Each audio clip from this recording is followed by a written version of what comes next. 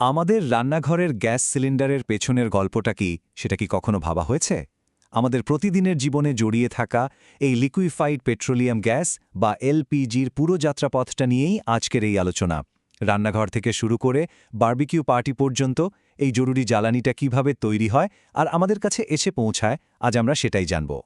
এই যে চেনা লাল সিলিন্ডারটা, এটা তো আমাদের সবারই পরিচিত, তাই না? কিন্তু কখনো কি মনে প্রশ্ন এসেছে এর ভেতরে ঠিক কী আছে? চলুন আজ এর রহস্যটা একটু ভেদ করা যাক। ভেতরের জিনিসটা কিন্তু আমাদের ধারণার চেয়েও অনেক বেশি ইন্টারেস্টিং।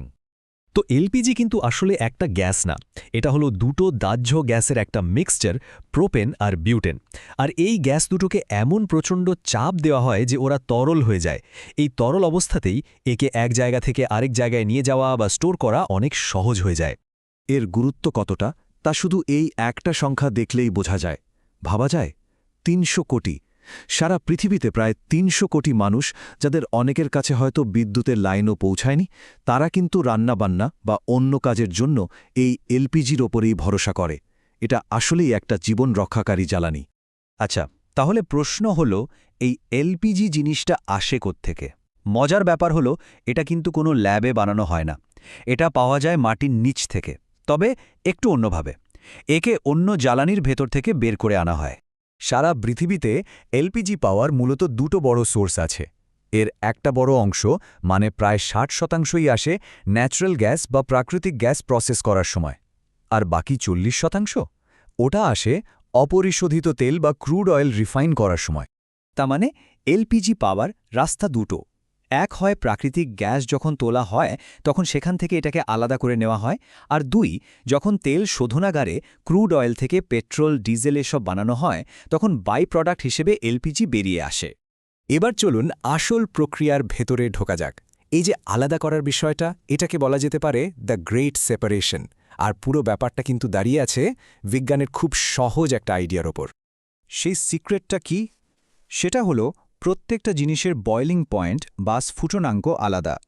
ব্যাপারটা অনেকটা এরকম ভাবুন তো, চায়ের কেটলি থেকে যে গরম বাষ্পটা বের হয় ওটা ঠান্ডা কিছুর সংস্পর্শে এলেই আবার পানি হয়ে যায়, তাই না? এখানেও ঠিক তাই হয়।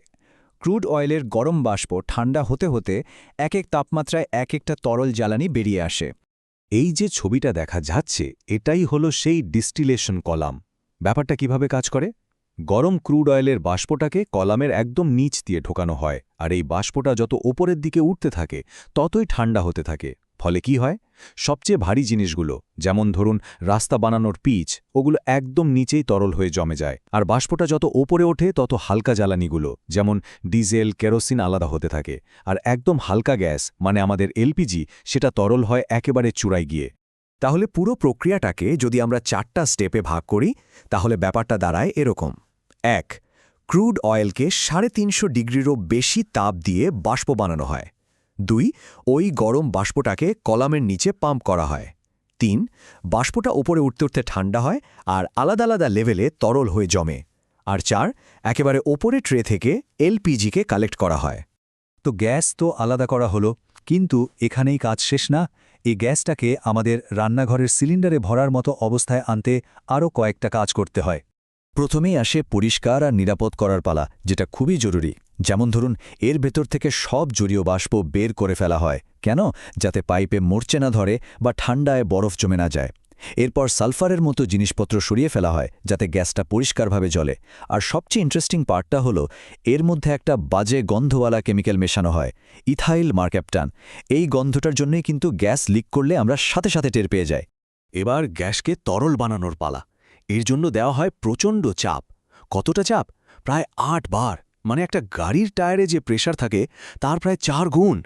আর এই চাপেই গ্যাসটা তরল হয়ে যায় আর অনেক ছোট জায়গায় স্টোর করা যায়। পুরো ব্যাপারটা ভাবলেই কিন্তু অবাক লাগে। প্যাট স্ন্যাপ ইউরেকার একটা কথা এখানে খুব ভালো খাটে। তারা বলেছে, এলপিজি আহরণের এই প্রক্রিয়াটা কেমিক্যাল ইঞ্জিনিয়ারিং আর টেকনোলজির উন্নতির একটা দারুণ উদাহরণ। একদম মাটি খুঁড়ে গ্যাস বের করা থেকে শুরু করে সিলিন্ডারে ভরা পর্যন্ত পুরো জার্নিটাই কিন্তু অসাধারণ ইঞ্জিনিয়ারিংয়ের একটা নিদর্শন।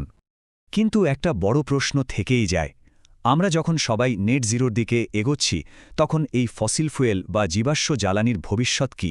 এলপিজির গল্পে কি নতুন কোনো মোড় আসছে? চলুন দেখা যাক। প্রথমেই আসছে বায়ো এলপিজি বা বায়ো এলপিজি এটা কি জিনিস? এটা হলো এমন এলপিজি যা বানানো হয় নবায়নযোগ্য জিনিস দিয়ে, যেমন ধরুন গাছপালা বা বিভিন্ন বর্জ্য তেল থেকে। দেখতে, কাজে, সব দিক দিয়ে এটা সাধারণ এলপিজির মতোই, কিন্তু পরিবেশের ওপর এর প্রভাব অনেক কম। নেস্টে এবং এসএইচভি এনার্জির মতো বড় বড় কোম্পানিগুলো এর উৎপাদন বাড়াতে কাজ করছে। এর পরের ইনোভেশনটা তো আরও ইন্টারেস্টিং, প্লাস্টিক থেকে এলপিজি। হ্যাঁ, ঠিকই শুনেছেন। পাইরোলাইসিস নামে একটা প্রসেস আছে যেখানে ফেলে দেওয়া প্লাস্টিককে প্রচণ্ড তাপ দিয়ে গলিয়ে আবার জ্বালানি তৈরি করা হয়।